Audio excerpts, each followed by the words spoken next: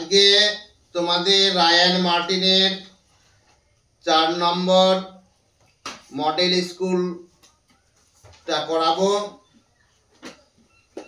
বিজ্ঞানের 4 নম্বর স্কুল তোমরা দেখো, যেটা পারবে সেটা উত্তর দেবে, যেটা না পারবে সেটা আমি বলে দেব। শর্ট কোশ্চেন রায়ান মার্টিনের। বাঙ্গুন কুমুদিনী উছিয়া বালিকা বিদ্যালয়। সঠিক উত্তরটি নির্বাচন করো। 1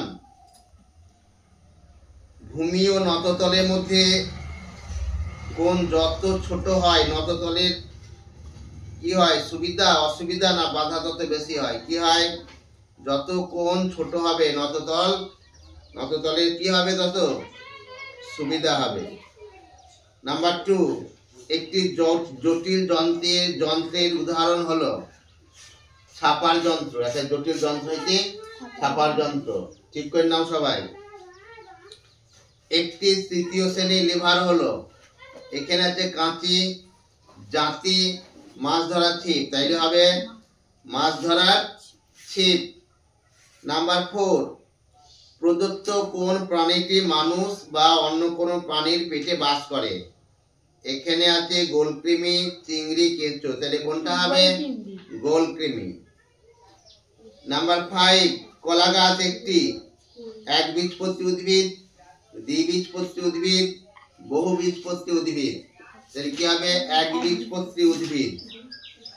নাম্বার 6, যেসব গাছের লম্বা ও মোটা কাঠের গুঁড়ি থাকে তাকে বলে গুল্ম, বৃক্ষ না বিরুৎ? কোনটা হবে? মোটা গুঁড়ি থেকে হয় বৃক্ষ। নাম্বার 7, ভারতীয় পাখিদের আচরণ নিয়ে লিখেছেন, কে লিখেছেন? সালিম আলী। নাম্বার 7। নাম্বার 8, একটি সমাজবদ্ধ জীব হলো উইপোকা, পিঁপড়ে না উভয়ই? এখানে দুটোই হবে, উইপোকা এবং পিঁপড়ে, তাহলে এ ও বি উভয়ই অপশনটা হবে। নাম্বার 9, মশার জীবন চক্রে কোন দশায় কিছু খায় না? পিউপা দশায় কোনো কিছুই খায় না। নাম্বার 10, রান্নাঘর থেকে পাওয়া এমন একটি বর্জ্য পদার্থ হলো, এখানে হবে ডিমের খোসা। নাম্বার 11, একটি তরল বর্জ্য পদার্থ হলো, এখানে হবে পোড়া তেল। নাম্বার 12, প্রদত্ত কোন বর্জ্য পদার্থটি ব্যবহার আমাদের কমিয়ে আনা উচিত? Plastic bag. জলের সংকেত, এখানে হবে H2O। প্রদত্ত কোনটিকে চুম্বক আকর্ষণ করতে পারে? এখানে হবে লোহা। সোনা মৌলটির ল্যাটিন নাম, এখানে হবে অরাম। 1 কিলোমিটার সমান সমান কত মিটার? 1 কিলোমিটার সমান সমান 1000 মিটার।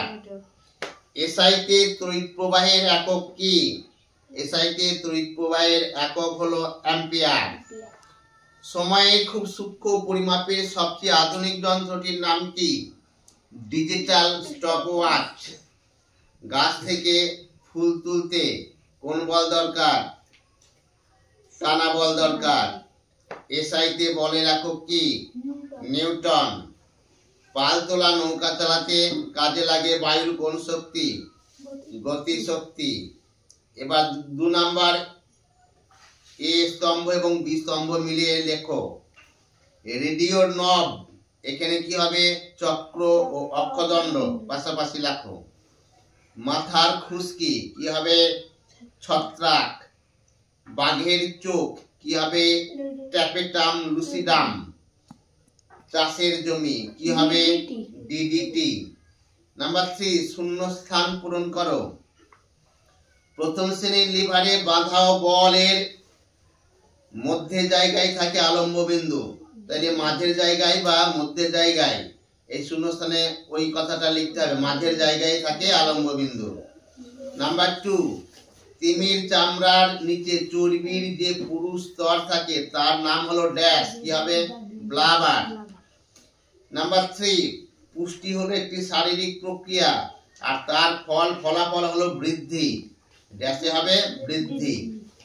নাম্বার 4, আমাদের প্রতিদিনের কাজের জন্য প্রয়োজনীয় শক্তি আমরা ড্যাশ থেকে পাই, খাদ্য থেকে পাই। নাম্বার 4, সত্য বা মিথ্যা লেখো। 1 নাম্বার, জলের রেশম হলো এক ধরনের শ্যাওলা, ঠিক না ভুল? তাই এটা সত্য। নাম্বার 2, স্বাস্থ্য কেন্দ্র থেকে পাওয়া একটি বর্জ্য পদার্থ হলো পচা সবজি, এটা হচ্ছে অশুদ্ধ। নাম্বার 3, প্রকৃতিতে 94টি মৌল পাওয়া যায়, এটা হচ্ছে অশুদ্ধ। নাম্বার 4, দুটি ঘটনার মধ্যে যতক্ষণের ব্যবধান থাকে তাকে দৈর্ঘ্য বলা হয়, এটা অশুদ্ধ।